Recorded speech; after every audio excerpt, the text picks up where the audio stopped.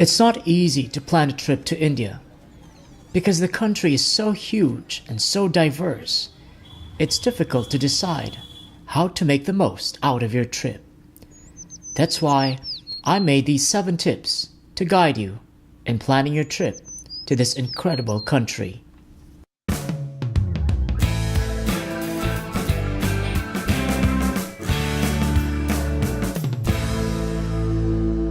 At the end of this video, I will give you my most important tip on how to truly enjoy your trip to India. At LexGo, my goal is to make travel simple for you. If you're new to the channel, consider subscribing. India is such a huge place. It offers a diversely rich experience to every traveler. Even the weather is different depending on which city you choose to visit. So for my tip number 1, decide on what you value the most before you begin planning your route. Because most travelers have limited time for a holiday, they settle with a famous tourist route called the Golden Triangle, composed of the capital Delhi, Agra, the city that houses the Taj Mahal, and Jaipur, the gloriously pink city. Those who have more time on their hands explore the neighboring cities around Jaipur, which includes Udaipur, the city of lakes, and Jodhpur, the blue city. Travelers who would love to explore the spiritual side of India would add the city of Varanasi to their list. Those who are intrigued by India's erotic history pay a visit to the Khajuraho erotic temples. Those who are into yoga and meditation come to the northern city of Rishikesh. For the beach lovers and fans of the hippie lifestyle, Goa is a city of choice. And for those who love grand historical architecture, Mumbai is in their list. Based on what you value as a traveler, begin to plan your route. Remember, flying around India to cross cities as much as possible is your best option. Hiring a private car is your next most comfortable alternative. Clean and comfortable buses across cities are also available, but you have to book in advance. Trains are at the bottom of my preference. Tip number 2, prepare for the weather. Tourist season in most parts of India is from October to March, the time of the year when temperature is at its coolest.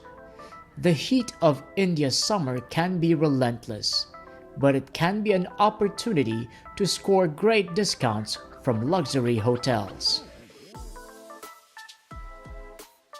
If you think that tourist peak season is a crowded time to visit, be aware that India generally is a crowded country all throughout the year. If you can only make it during the off-season, you can choose to explore the mountains like Manali, Rishikesh, and Leh, where monsoon doesn't hit and weather is great. Welcome to Delhi. Tip number 3, prepare for your visa requirements. Most visitors need a visa to India, except those from Nepal and Bhutan. Most are eligible to get an electronic visa. These visas are usually valid for 60 days from the time of entry. Do you find this guide useful so far? Please let me know and hit the like button. If not, I would love to hear what you think at the comment section below. And now for tip number 4. Book and evaluate the reviews of your hotels. It's always a good idea to book your hotel in advance, at least in your first city of destination. Sometimes the immigration officer will ask for it upon arrival. Most public facilities in India will not be acceptable to global travelers, so it is imperative that you evaluate your hotel options carefully. Also, when it comes to hotels, don't take recommendations from people you meet on the street. Tip number 5, an extra unlocked phone is useful. With an unlocked phone, you can get yourself a local SIM and a local number. Some of the app transport services you'll need will require a local Indian number. A mobile Wi-Fi device, just like what I use, won't give you access to a unique mobile number. Tip number 6. Add a trip to your doctor as part of your trip preparations. India is a developing nation, so health is an important concern for many travelers. Ask your doctor for what precautions you can take against certain illnesses. He can guide you on what medications and immunizations you need depending on the time of the year of your planned visit.